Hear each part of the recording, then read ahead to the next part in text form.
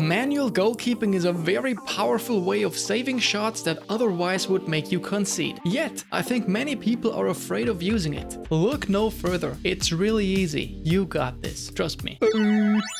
Here comes Pepper. Welcome everybody! Today I will show you everything I consider important about manual goalkeeping, what you do if your opponent uses it, and how the mind games work. I think two main reasons why it isn't a lot more common is that many people think it is way harder to pull off than it actually is, and also that they think it is way too risky. I will address both of this in this video. Let's start with the very basics. To manually control your keeper, you hold L1 and press R3. Then the game will automatically switch to your keeper. Switching away again works just like with field players. Let's get right into an example that's the easiest way of showing how it's done. Opponent attacks, I came, I saw, I manualed. That's all you have to do, just save the ball every single time. Easy. Just kidding. I would say about here is the time when the majority of players have finalized inside of their minds where they will shoot. Timing is actually very important. This means that here you will start pressing L1 plus R3 to control the keeper and then immediately move using your left stick. The majority of players will aim for the far corner. That's why I usually move there. I'll get to the exceptions later, but that's it. Yeah, that's it. L1 plus R3, then move your left stick. You can now save shots that otherwise would have gone in. And now look at the situation. It's very low risk because the ball would go in most of the time anyway, but very high reward because if you save it, you don't concede. It's almost always worth to try. Also feels amazing, by the way. There are a couple more things that are very important to know though. One thing you can do if you think you might be late is also sprint while moving, like my opponent here did. Great save, by the way. Another thing to consider is that while usually just moving up or down is enough, in some cases like here, moving diagonally helps. Here for example I moved up and right because that made the angle even worse for my opponent. If you find yourself in a situation like this, you can start manualing as early as the last pass is played because the opponent is so close already. You can also see how important timing is, because I was too slow for the second shot and immediately conceded. Had I been quicker, I could have saved it again. Another thing to watch out for is to not move too far. Otherwise, the ball might bounce into your goal. Don't hold the left stick at neutral though. Like if you are very far already, move slightly back and forth, because if you press nothing, the game sometimes lets the keeper idle. Also, this is important, in a situation like this, as sad as it is, don't switch away to your defenders. Stay on the keeper because your AI defenders will be quicker to clear the ball most of the time. Absolutely no amount of luck involved here, by the way. Now, what do you do if it's not the obvious situation of cutting in, but if the player has the ball on the strong foot? Then it gets complicated because it depends on a lot of factors. In this situation, if you know that the player has outside curl like Rafinha, you can still manual into the far corner. In a situation like this, however, things get very complicated. I remember my opponent, he was a good player. What I think happened here at this point is he thought that I would manual, that's why he didn't shoot, but actually waited for my manual input. But since I realized throughout the game that he was a good player, I didn't want to manual too early. Alternatively, I could also have manualed very early into one direction to bait the shot, but immediately move into the other direction to save it. I did manual into the right corner here. I think I probably would have saved it, but truth be told, at this point it's all a mind game, especially in higher ranks. Like this famous striker here once said, if the keeper thinks that I think and I think that the keeper thinks, I might as well just shoot, it makes no difference. In this situation, anything could have happened. Since my defender is too far away, my opponent could have moved one step down and curl it in. Would have been a goal. In the end, it was just down to luck that I guessed the right corner, even though it wasn't on target anyway. To get a little advantage, always think what strong foot the player has, how high his weak foot is, if he has got outside curler, is it a tough opponent, did he manual himself already in the game, and so on. The problem with outside curler is that you can only 100% know that a player has it, but never 100% 100% that he hasn't. Now let me show you how I usually do it. Since even if you're in Division 1 you get matched with players up to Division 3, it's always a dice roll whether your opponent will manual or not. I'd say at least 3 out of 4 players don't, which is why I usually just aim for the obvious far corner too.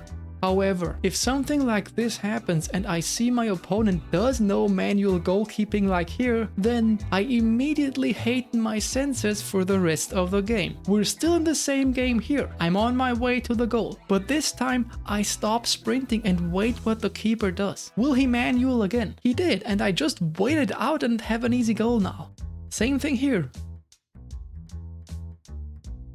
I slowed down, waited out, and got an easy goal. Of course, you don't always have the time to slow down, so you could also just shoot into the close corner right away. Now, before we get to manual jumping, let me show you another trick. If you make a pass and you press shot very late, your player won't immediately shoot, but keep the power bar visible while doing another sprint animation. You can use this to bait manual goalkeeping and then super cancel. This one here was really funny, by the way, or a mess, however you see it. So at this point I should have shot because he didn't manual, yet I was pretty surprised, so I still cancelled the shot. Then turns out he was only late with manual goalkeeping and opens the goal for me. That's not what I would have expected, but sometimes the mind games turn out weird. Now what about these controls here the game shows for goalkeepers? What to do with them? Honestly, they are not important. The only thing that you can and should sometimes use is this here, which makes your keeper rush out. But you don't need manual goalkeeping for this, it works fine without it. Other than that, I have used one of them for like 2 or 3 times ever. Not only are the other controls very situational, they can actually get you into trouble because you, for example, can make your keeper just jump or fall down without a shot happening, which otherwise you cannot. The goalkeeper AI will always be better at anticipating shots, so all you need to do is position the goalkeeper correctly as I showed. No need to manually jump. Regardless, I will show you 2 specific types of situations where you can manually jump if you really want. So in situations like this one, where you are sure the opponent will pass, there are 2 things you can do. Number 1 is to try to preemptively manually jump to the left to fall down right into the path of the ball. Or number 2 is to move up and then jump in the way of the shot. The second situation is this one where it's me again manually jumping. Since the opponent's player is too far away from my keeper, it would take too long to intercept the pass. That won't work. So all you can do in this situation is try to throw yourself into the shot. In this case, you can't really lose much since the opponent is too close already and it's expected to be a goal anyway. So you might as well manually jump. You see, my keeper is already falling before the shot is even taken, but I was lucky that it bounced off my keeper's shoulder. Only use manual jumping in situations where moving manually isn't enough, like this one where an opponent shoots from very close and you have little time to position your keeper. This is what I pressed. I'm unsure if you really need the left stick. I think it might work without it, but I use it anyway. If you want, you could also try manually goalkeeping against blitz curlers or long shots. Ideally, you just sprint backwards here. Just be careful that your opponent, after he saw you manual goalkeeping once, won't just bait the shot and cancel it the second time you do it while you still control the keeper. So what about manual goalkeeping at free kicks? I have already covered this in a different video. I will link it with the exact timestamp in the description, so you just have to click on it. That's it, folks. I hope the tutorial helped you. Let me know if you liked this video. I'd love if you subscribed, liked, or commented. Until then, guys, take it easy. Shaka!